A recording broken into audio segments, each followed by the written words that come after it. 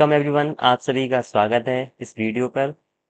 तो आज हम इस वीडियो में कवर करेंगे class 10 chapter 3 pair of linear equation in two variables. चलिए स्टार्ट करते हैं। सबसे पहले इंट्रोडक्शन पार्ट। सबसे पहले हम जानेंगे लीनियर इक्वेशंस क्या होती हैं। लीनियर इक्वेशंस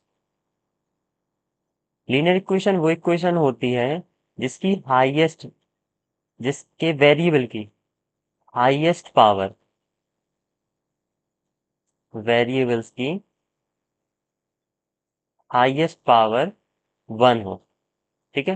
लीनियर इक्वेशन वो इक्वेशन होती है जिसमें वेरिएबल की हाईएस्ट पावर कैसी हो, 1 हो। एग्जाम्पल, जैसे मैंने लिया 2x plus 4 is equal to 0।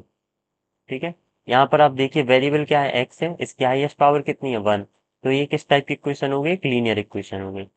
एक और example, 2x plus 3y is equal to 0।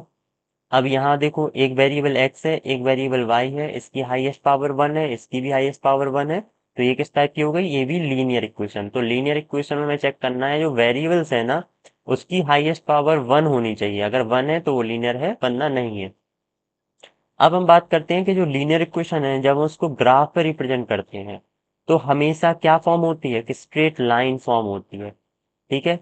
Linear equation से हमेशा एक स्ट्रेट लाइन फॉर्म होती है, इसीलिए इसका नाम ही है लीनियर इक्वेशन, जिससे एक लाइन फॉर्म हो। क्लियर है। तो ग्राफिकली पहचानेंगे लाइन से, और इक्वेशन देख के हम ऐसे पहचानेंगे कि जब उसके वेरिएबल की हाईएस्ट पावर 1 होगी तो वो इक्वेशन हमारी लीनियर इक्वेशन होगी। That's all. अब हम बात करते हैं चैप्टर के नाम पर। देखो चैप्टर का नाम है pair of linear equation in two variables. मतलब इस चैप्टर में टू वेरिएबल्स वाली लीनियर इक्वेशन के बारे में जानकारी करना है। ठीक है। टू वेरिएबल्स, जैसे हमने एक एग्जांपल लिया था अभी, 2x plus 3y is equal to 0। ये टू वेरिएबल, यहाँ पर दो वेरिएबल्स हैं, एक वेरिएबल x है, एक वेरिएबल y है। ठीक है। तो ये हो गई linear equation in two variables. तो इसकी जनरल फॉर्म होती है, linear equation in two variables की जो जनरल फॉर्म होती है वो होती है ax plus B Y plus C is equal to 0। ये होती है इसकी जनरल फॉर्म। ठीक है। हमें पढ़ना अब हम बात करें pair of linear equations. Pair मतलब जब दो इक्वेशंस एक साथ साइमल्टेनियस लिखी जाएंगी वो पेयर फॉर्म करेंगी। तो यहाँ पर दो लाइन L1, लेट सपोज एक लाइन L1 है, एक लाइन L2 है। तो L1 की जो जनरल फॉर्म होगी वो होगी हमारी a1x plus b1y plus C1 is equal to 0। और L2 की जो जनरल फॉर्म होगी वो होगी a2x plus b2y plus C2 is equal to 0। ठीक है। अब आगे बढ़ते हैं। अब जो हमें गिवन लाइंस हैं, जो दो लाइंस गिवन हैं, पेयर ऑफ लीनियर इक्वेशन जो हमको गिवन है, वो कितने टाइप से एग्जिस्ट हो सकती हैं। तो वो दो लाइन देखो, सबसे पहले तो इंटरसेक्टिंग लाइंस हो सकती हैं। मतलब वो दोनों लाइन जो हैं वो एक पॉइंट पर कट कर रही होंगी। जब दो लाइन एक पॉइंट पर कट करती हैं इस टाइप से, आप देख रहे होगे डायग्राम में, इसको बोलते हैं हम इंटरसेक्टिंग लाइंस। क्लियर है। अब चूंकि ये दोनों लाइन एक पॉइंट पर कट कर रही हैं तो इसके कितने सॉल्यूशंस होंगे, इसके एक सॉल्यूशन होगा, हैविंग ओनली वन सॉल्यूशन। तो इंटरसेक्टिंग लाइंस के हमेशा एक सॉल्यूशंस होते हैं, और उस सॉल्यूशन को हम, उसी चीज को हम यूनिक सॉल्यूशन भी बोलते हैं। ठीक है। उस जो सिंगल सॉल्यूशन है उसको क्या बोलेंगे हम, यूनिक सॉल्यूशन है। अब यहाँ पर हम बात करते हैं कंडीशन। मान लो हमको ग्राफ नहीं दी, गिवन नहीं है। अब ग्राफ होगा तो आप तो ग्राफ से पहचान लोगे कि जो हमें गिवन लाइंस है वो कैसी है, इंटरसेक्टिंग है। अब हमको केवल इक्वेशन गिवन है। ठीक है।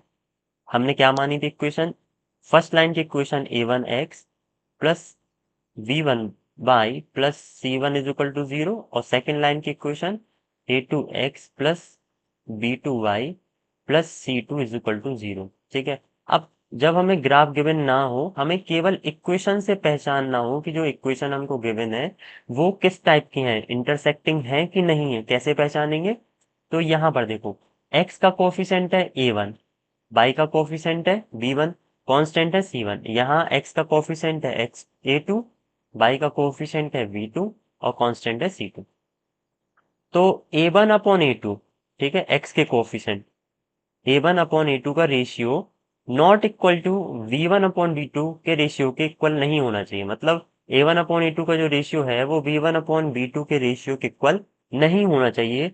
अगर ये कंडीशन सेटिस्फाई होती है तो हम कह सकते हैं कि जो हमारी गिवन पेयर ऑफ इक्वेशंस हैं वो कैसी हैं, इंटरसेक्टिंग लाइंस हैं। ठीक है। जो हमें गिवन लाइंस की जो इक्वेशन गिवन है वो कैसी है, इंटरसेक्टिंग है। क्लियर। अब हम बात करते हैं कोइंसिडेंट लाइन की।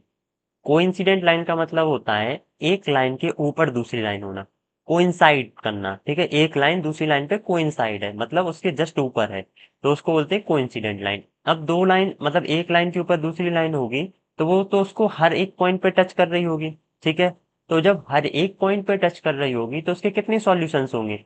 इनफाइनाइट सॉल्यूशंस होंगे। कितने सॉल्यूशंस होंगे उसके? इनफाइनाइट सॉल्यूशन होंगे। तो हैविंग इनफाइनाइटली मैनी सॉल्यूशन, तो कोइंसिडेंट लाइंस जो होती हैं उसके कितने सॉल्यूशंस होते हैं? इनफाइनाइटली मैनी सॉल्यूशंस होते हैं। अब उसको कैसे पहचाने कि जो हम गिवन इक्वेशन है वो कोइंसिडेंट लाइंस की है कि नहीं है? तो इसकी कंडीशन होती है a1/a2। ठीक है, मतलब x के कोफिशिएंट का रेशियो a1/a2 इक्वल होना चाहिए y के कोफिशिएंट का रेशियो b1/b2 इक्वल होना चाहिए कांस्टेंट टर्म c1/c2।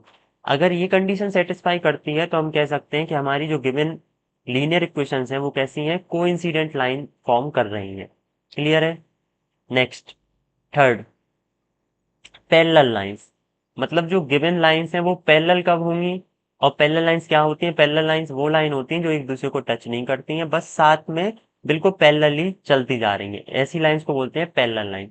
अब जब ये एक दूसरे को कट या टच नहीं कर रही हैं तो इसके सॉल्यूशंस कितने होंगे? एक भी सॉल्यूशन नहीं होगा, हैविंग नो सॉल्यूशंस, क्योंकि वो किसी पॉइंट पर कट ही नहीं कर रहे हैं एक दूसरे को या टच ही नहीं कर रहे हैं एक दूसरे को। तो हैविंग नो सॉल्यूशंस, उसके एक भी सॉल्यूशंस नहीं होंगे। इसकी कंडीशन क्या होगी, हम कैसे पहचानें?